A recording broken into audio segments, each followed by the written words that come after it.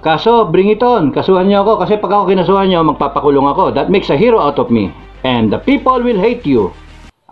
Ito ang Wow Trending. Kung si General Macanas ay umiyak, si Captain Clemente Dado Enriquez naman ay handang makulong kung sakali man nakakasuhan siya sa pagbawi niya ng kanyang suporta kay Presidente Bongbong Marcos.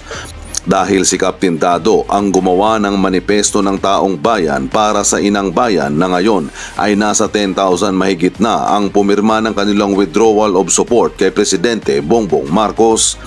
Manifesto ng taong bayan para sagipin ang inang bayan. The Ferdinand Marcos Jr. government has taken the path of oppression, suppression of truth, justice, and our basic rights, our freedom of expression. His government cultivates a culture of corruption, deception, coercion with the enemy of the state. At komento naman ng mga netizens sa desisyon na ito ni Captain Dado na hindi siya papalag kung sakali mang kakasuhan siya dahil handa siyang magpakulong hanggang matapos ang administrasyong Marcos. Sir Captain Dado, salute po sa inyo. Narinig ko po ang inyong talambuhay doon kay General Macanas. You are the hero pala talaga. 1 million salute po, sir. Captain Dado. Thanks, Captain Dado. Ginising mo ang taong bayan sa katotohanan ngayon sa gobyerno ni Presidente Bongbong Marcos. Salamat. Merong katulad mo na naninindigan sa karapatan ng mamamayan. Go, go, go, Captain Dado. We are behind the people who stands for our rights for good governance. I salute you, Sir Enrique. Salamat sa pagbigay ng tamang pananaw at tunay na malasakit sa mga Pilipino at makapagbigay ng tamang informasyon sa bawat mamamayan na malayo at walang alam sa katotohanan na nangyayari sa ating gobyerno. You really gave a heart of a soldier, Captain Dado, and by all indication, your wisdom is that of General. Kasama mo kami sa inyong advocacy, withdrawing our support for Marcos Jr. as President of the Philippines. Para po sa akin, hindi kayo Captain, isa kayong General. Salamat po sa malasakit at sakripisyo nyo nila ni General Macanas at Colonel Meltran para sa mahal na inang bayan. Natakot pero hayaan mo kasi matakot sila sa dami ng taong bayan. Na. Kaso, bring it on. Kasuhan niyo ako kasi pag ako kinasuhan niyo, magpapakulong ako. That makes a hero out of me. And the people will hate you. Sinasabi ko na yon. Kasuhan niyo ako, I will show my defiance. Sinasabi ko na, I will show my defiance. Kasuhan niyo ako, I will not defend myself. Sabihin ko na lang na, o sige, guilty ako, sabihin niyo. O sige, sabihin ko, hindi ako guilty, lutuin nyo, kulong nyo ako. Fine, make a hero out of me. Hintayin ko na lang na mawala yung administration. Because doon kayo pupunta. No? Ngayon, kung kayo, imbis na tinatakot nyo yung mga taong pumipirma, it shows, it's a sign na kayo, kinakabahan kayo. Yan, kinakabahan kayo. Masyado kayong natatakot sa tao. No, ba't yung kinakailangan isuppress ang tao, yung intensyon, yung mga ng tao? Hayaan nyo sila magpirma. How sure are you pipirmain? 30 million? 30 million? No, come on. Okay, masyado naman kayong nakakabahan. Hindi ganyan ang Pilipino. Gawa rin kayo ng nyo, manifest nyo. Sabi ko sa interview, gawa kayo ng manifest nyo sarili. We support BBM as the president. Yung ganun ba? Gusto niyo ako gagawa ng manifest para sa inyo? Pwede rin. Pirma kayo. Lahat kayo loyal kay BBM. Lahat kayo. Pirma kayo.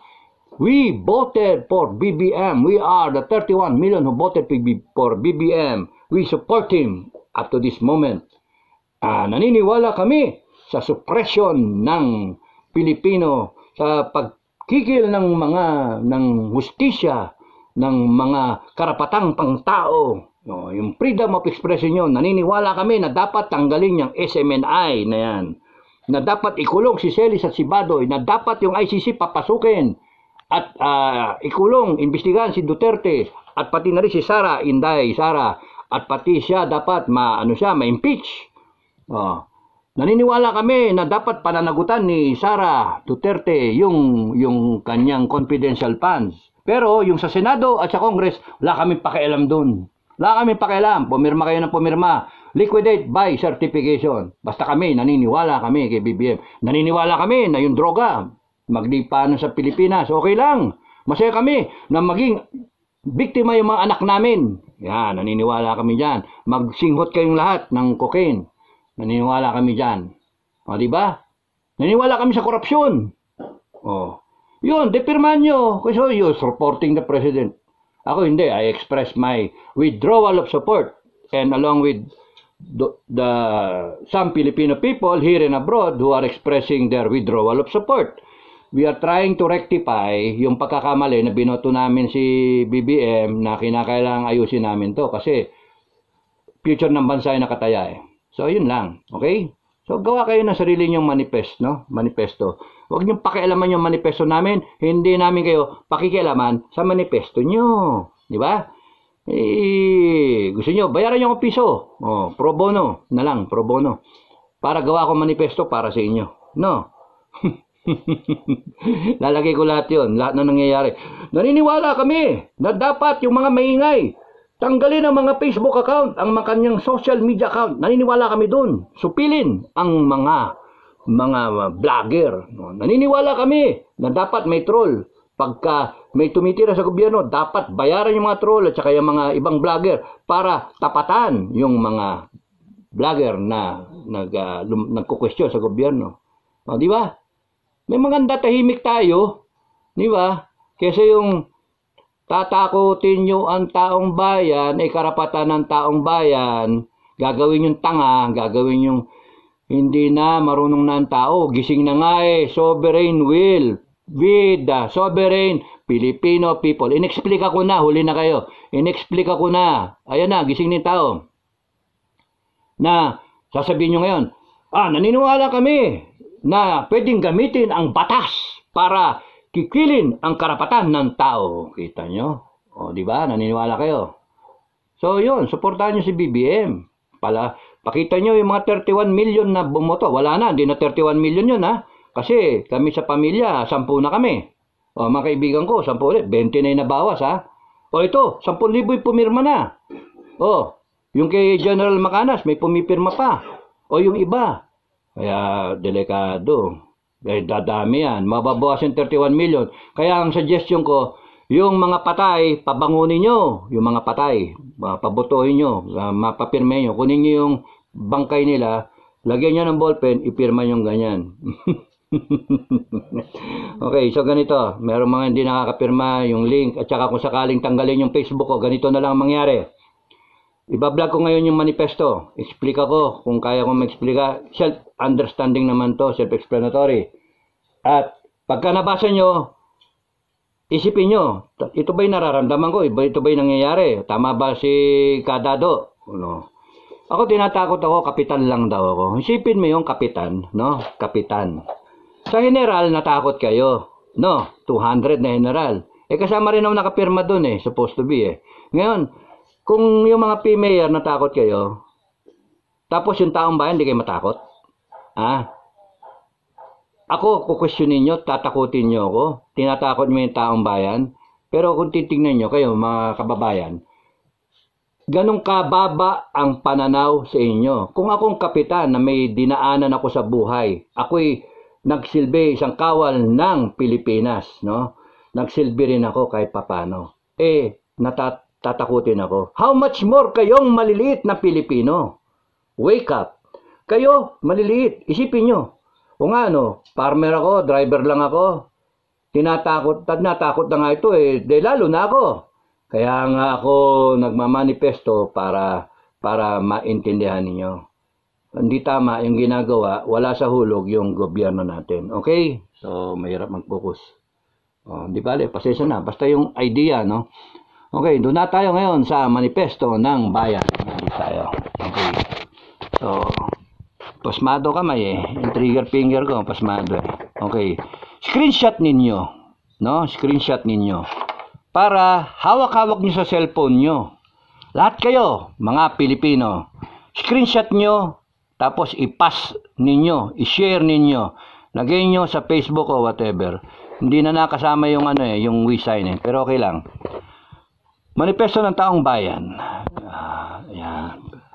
Doon tayo sa first, na si Ferdinand Marcos Jr., si BBM government has taken the path of oppression suppression of truth, justice, our basic rights, and our freedom of expression. Ang gobyerno ni Pangulong Marcos, BBM, ay tumahak ng landas ng opresyon. Anong Tagalog na opresyon? Anyone? Anong Tagalog? Di nyo alam? Okay. Suppression of truth. Harang sa katotohanan. Okay. Sa hustisya at sa ating mga basic rights, mga karapatang pantao. Our freedom of expression, ang ating